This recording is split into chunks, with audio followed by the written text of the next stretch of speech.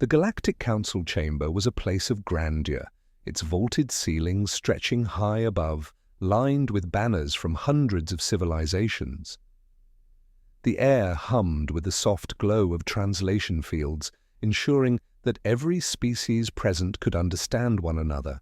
The long, curved table at the center of the chamber was occupied by delegates of every major power in the known galaxy, every power except one. At the heart of the chamber, positioned in a place of undisputed honor, was a chair that had never been used. It was taller than any other, carved from a black stone that swallowed the light, its edges trimmed with golden inlays that shimmered even in the dim glow of the chamber. The chair had been placed there thousands of cycles ago, prepared for a species that had never come. Earth's seat was empty, as it always had been. It had become something of a legend among the Council, the ghost of a long-dead empire, the remains of a lost civilization, a warning that some things were never meant to be part of the galactic order. There was no single truth, only speculation. But if there was one constant across every species, it was the unshakable unease that the chair inspired. I had seen it many times before, yet I could not help but feel its weight pressing down upon me as I took my place. The chamber was buzzing with its usual chatter, political maneuvering, debates over trade routes, minor skirmishes along disputed territories. But always, the chair loomed in the background, a silent reminder of the one species that had never deigned to answer our calls. The first invitations had been sent eons ago, back when humanity was first detected on the fringes of known space. The early probes had returned with data that suggested an advanced but isolated civilization, one that showed no interest in expansion, conquest, or even diplomacy. This was rare. Every species, upon reaching a certain level of technological sophistication, inevitably sought the stars, reaching out to the larger galactic community. But Earth had remained silent. At first, the Council had assumed it was simple reluctance, a hesitance to engage with the complexities of interstellar politics. Delegations were sent, ambassadors carrying messages of peace and unity. None returned. Further probes were launched, but they came back damaged, their recordings corrupted, their sensors inexplicably fried. More than once, an exploratory fleet had been dispatched, only to return with the same message. Earth does not answer. As the centuries passed, the Council had all but given up. Humanity became a mystery, an anomaly, a riddle that had no answer. Some believed that Earth had been destroyed in some long-forgotten war, its people wiped from existence before they could take their place among the stars. Others whispered of something far worse, that humanity was watching, that they had chosen silence not out of weakness, but out of something deeper, something darker. And so Earth's chair remained, an empty throne, a spectre in the heart of the galaxy, a reminder that there were still things we did not understand.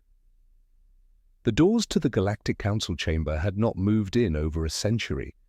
They were massive things constructed from reinforced alloys and embedded with intricate carvings representing each species that had sworn allegiance to the Council. No one had cause to use them. The Council's business was conducted through encrypted channels, high-speed diplomatic transmissions, and remote projections. The doors were a relic of an older time, a formality maintained only for ceremony. And yet on this day they opened. A deep, resonant groan filled the chamber as the massive doors parted, revealing the darkened hallway beyond. Every delegate turned, at once, their voices faltering mid-sentence. The hum of translation fields wavered, the artificial glow of the chamber lights casting elongated shadows. There had been no alert, no scheduled arrival. The guards stationed at the entrance had No time to react, their weapons remaining at their sides as the figure stepped through. Tall, broad-shouldered, clad in an unfamiliar black uniform, featureless except for the faint sheen of an unknown material that absorbed light rather than reflected it. His boots struck the floor with deliberate precision, each step echoing like a hammer against steel. His face was human, there was no doubt about that. But his expression was unreadable, his eyes dark and depthless, scanning the room with a quiet intensity that sent a chill through the gathered dignitaries. I felt my throat tighten. 1,000 questions fought for dominance in my mind, but none made it past my lips. The human continued forward without hesitation, his presence alone shattering the tension into something else entirely, something worse. Fear. I saw it in the way the delegates leaned away, in the way some clutched at the fabric of their robes, their tendrils or claws or scaled digits trembling ever so slightly. This was not the arrival of a lost civilization begging for a seat at the table. This was something else. Something calculated. Without breaking stride, the human reached the table, stopping directly before the empty chair. For a long moment he simply stood there, his hands resting on the polished surface. The silence was suffocating. Then he spoke. "You have been waiting for us." His voice was quiet, but it carried through the chamber as if amplified by something unseen. "Now we have come." The Supreme Speaker, a being of crystalline form and ancient lineage, shifted uneasily. "We have long sought an audience with humanity," he said, his voice carefully measured. "We feared you lost to time." The human's lips curled at the edges, but it was not a smile. "Lost?" His fingers drummed against the table once. "No. We have been watching, learning." Another delegate, from a species known for its diplomatic tact, hesitated before speaking. "Then why have you never answered our calls?" The human's gaze swept over the chamber, and in that moment I knew the answer would be one that none of us were prepared to hear. "Because you were not ready for the truth," he said. The words settled over the chamber like a funeral shroud. No one spoke. No one moved. The weight of them pressed down on me, and I could feel it pressing on the others as well. Every species represented here, every diplomat, every leader. They had spent lifetimes navigating politics, war, and diplomacy. And yet, in an instant, this human had stripped away every illusion we held about our own importance. I swallowed hard, forcing my voice to remain steady. "What truth?" The human turned his gaze toward me, and for a brief moment I wished I had remained silent. His eyes were not cruel, not mocking, but there was something there, something ancient and knowing, something that carried the burden of understanding that none of us possessed. "You call this a galactic civilization?"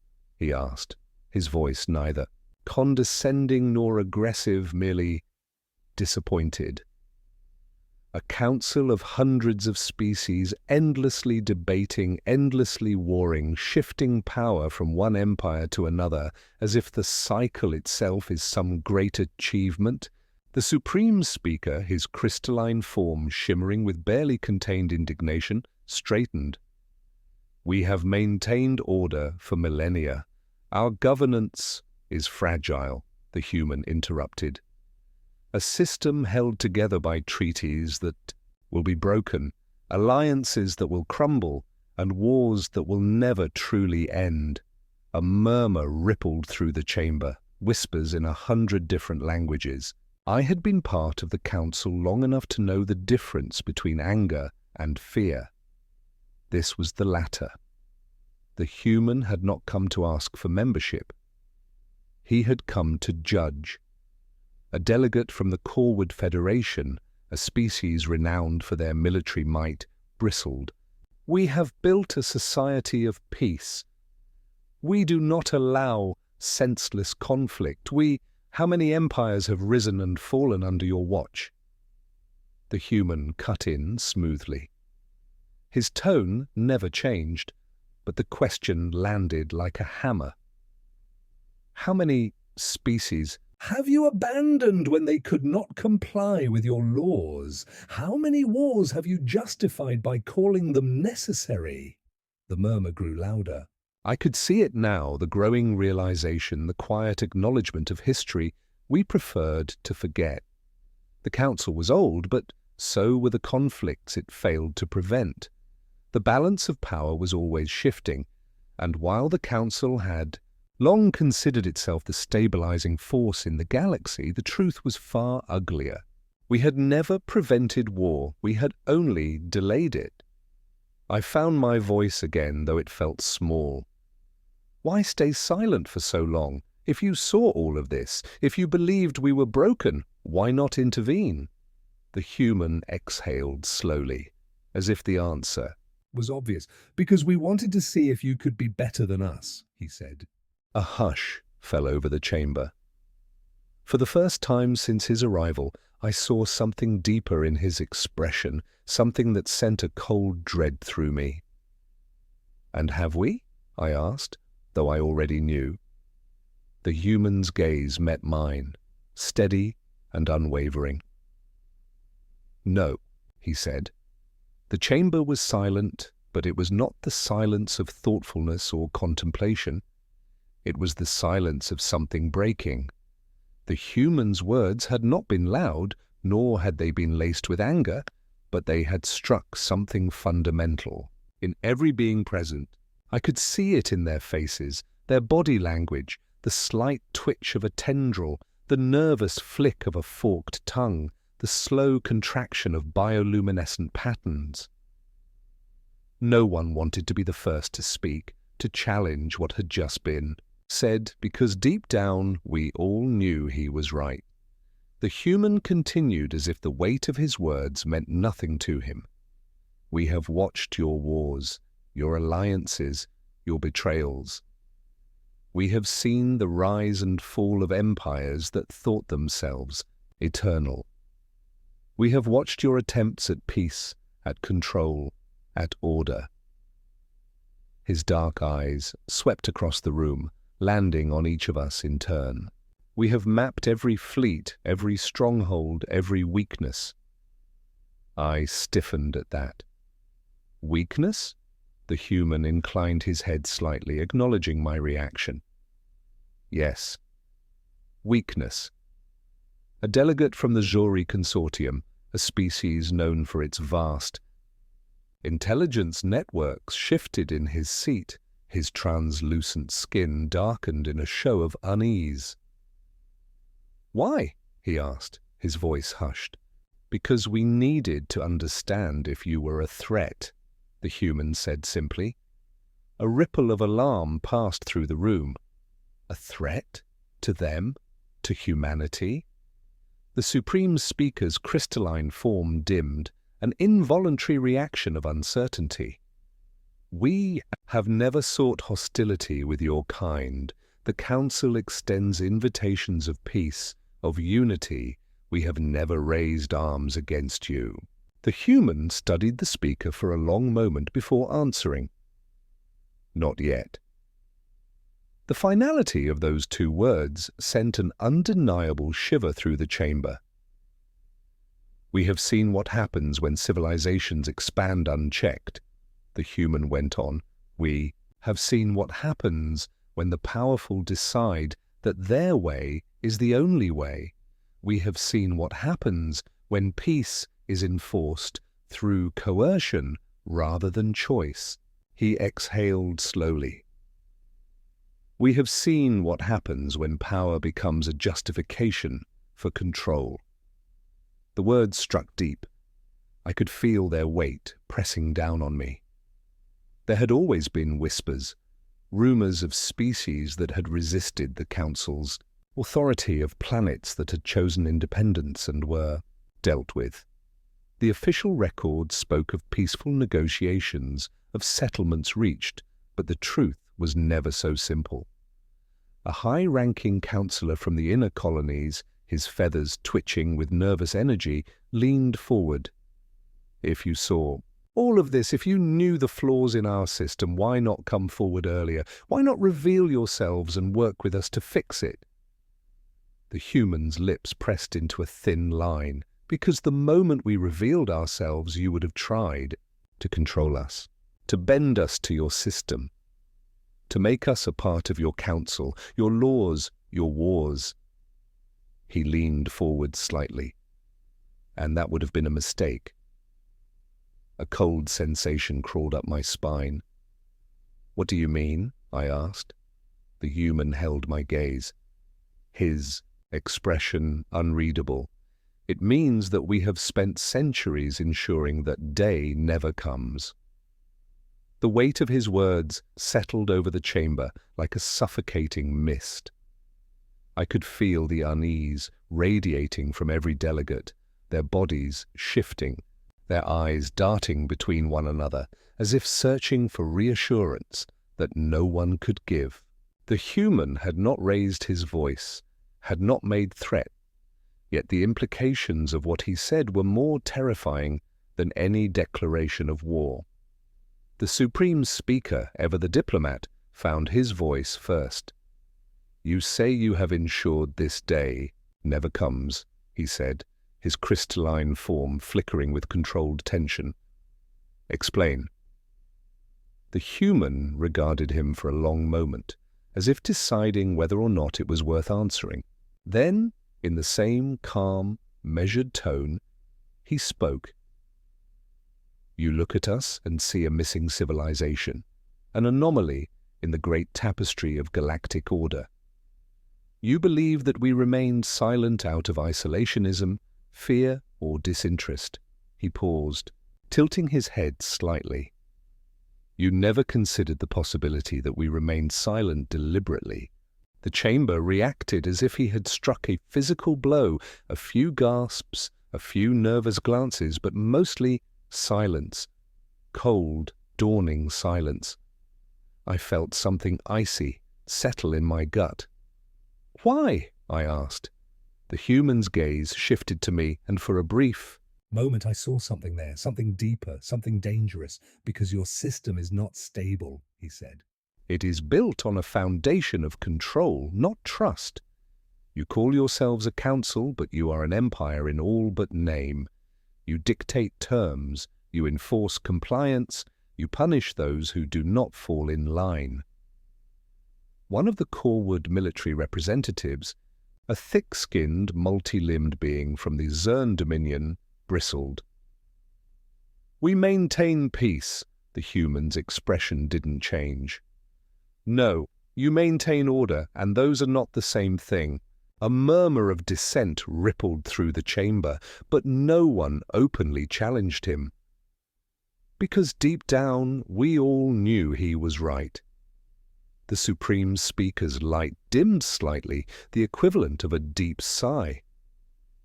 "Even if what you say is true," he conceded carefully, "why remain hidden? If you disagree with our ways, why not present your own? Why not offer an alternative?" The human's expression turned colder. "Because we are not here to offer alternatives." I felt my breath catch. The Supreme Speaker hesitated. "Then, what is humanity's purpose?" The human leaned forward, placing both hands on the table, and for the first time I realized how much control he was exerting over himself. There was something restrained in his posture, something just beneath the surface. "Our purpose," he said quietly, "was to prepare for the inevitable." A sense of dread coiled in my chest. "The inevitable?" I repeated. The human nodded once. "Your system was always going to collapse. We have simply been waiting to see when." The chamber erupted into chaos. The chamber dissolved into a maelstrom of voices, some raised in anger, others in panic, and a few in hushed, urgent tones, as if speaking too loudly might make the human's words real. The translation field struggled to keep up, layering dozens of languages over one another in a discordant cacophony. Even among species that had never agreed on anything, there was unity in their shared disbelief. The Supreme Speaker raised a crystalline limb, sending a resonant chime through the air, demanding order. Slowly, the noise died down, though the tension in the room remained razor-sharp. The speaker turned to the human, his glowing form now dimmer, his carefully composed neutrality showing the first cracks of genuine concern. "You speak as if our downfall is certain." "It is," the human said without hesitation. A delegate from the Votari Dominion, an ancient and highly bureaucratic species, let out a sharp, clicking sound. "This is absurd. The Council has governed for millennia. We have survived wars. Crises, even internal schisms. What evidence do you have that we are on the verge of collapse?" The human met the Votari's gaze with an unsettling calm. "History." The delegate's mandibles clicked shut. The human continued, his voice steady. "Empires fall. Orders crumble. It is a law of existence.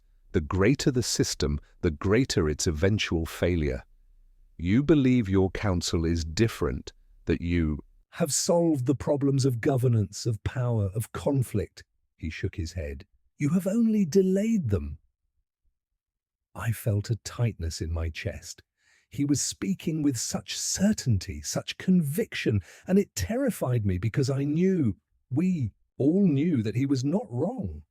The Supreme Speaker's voice was carefully controlled. "And what of you?" he asked. "You claim to have watched, prepared. If collapse is inevitable, what is humanity's role in what comes next?" The human's expression did not change, but the way he straightened ever so slightly made the answer clear before he even spoke. "We are the ones who remain when the dust settles." A hush fell over the chamber. He let the words sink in before continuing. "We learned long ago that the cycle cannot be broken. Every great civilization rises, expands, stagnates, and falls. It is not a question of if, only when. The only way to survive is not to become part of the cycle, but to stand apart from it. To endure." A cold realization settled over me. "You never intended to join us," I said softly. The human turned to me, his dark eyes unreadable. "No." "Then why come now?" another delegate asked, his voice laced with unease. The human exhaled slowly. "Because we have seen the signs, the fractures, the growing instability. Your council is reaching the point where it will either tighten its grip and destroy itself, or lose its grip and collapse entirely." His gaze swept across the room. "We came to see which it will be." And then, more softly, he added, "and to ensure that no matter what happens, we are ready." The chamber felt colder now, as if the very air had grown heavy with the weight of realization. The human had not raised his voice, had not threatened, had not once implied aggression, yet his words had sent a shiver through every being present. For so long we had viewed humanity's absence as a mystery, an anomaly to be solved. But now we understood the truth. They had never been lost, never been struggling in some forgotten corner of space, never been waiting for us to welcome them into the fold. They had been watching, preparing. The Supreme Speaker, the oldest and most revered of our number, let out a slow, resonant hum. "You claim to have seen this all before, that our system will break, just as all others before it have broken. Then tell us, human, what happens next?" The human's gaze did not waver. He had no notes, no data pad, no charts or graphs. He needed none. "First comes the denial," he said. "The belief that the fractures can be repaired, that the system can hold if only the right reforms are made, the right alliances strengthened. He looked at each of us in turn. Some of you already believe this. You will push for diplomacy, for stability, for control. A murmur rippled through the chamber, but no one interrupted. Then comes the division, he continued. The power struggles, the accusations, factions will form, each claiming to be the true protectors of the Council's vision, each blaming the others for the instability. Some will call for tighter governance, others for independence. I felt my throat tighten. It was already happening. The outer colonies had grown restless, the coreward factions more militant. Trade disputes were turning hostile. Even now, in this very room, I could feel the tension between rival delegations, beings who had sat beside each other for centuries, now looking at one another with doubt. Then comes the conflict. The human's voice was calm, but the words sent ice through my veins. Not all-out war, not at first. Assassinations, economic sabotage, small-scale skirmishes, and then, when diplomacy finally fails, open war. A member of the Zori consortium shook his head violently. We would never allow it to come to that. The human didn't react. It has already begun. Silence. I swallowed hard, forcing my voice to remain steady. And where will humanity be when this happens? The human exhaled, as if the question carried more weight than I understood. We will not interfere, he said. Not in the way you expect. We will not take sides. We will not fight your wars. He leaned forward slightly. We will survive. The Supreme Speaker's glow dimmed. And when the Council falls, the human straightened. We will build from the ashes. He turned, stepping away from the table back toward the massive doors from which he had entered. And for the first time, I truly understood. Humanity had never needed the Council. The Council had needed humanity. And now it was too late.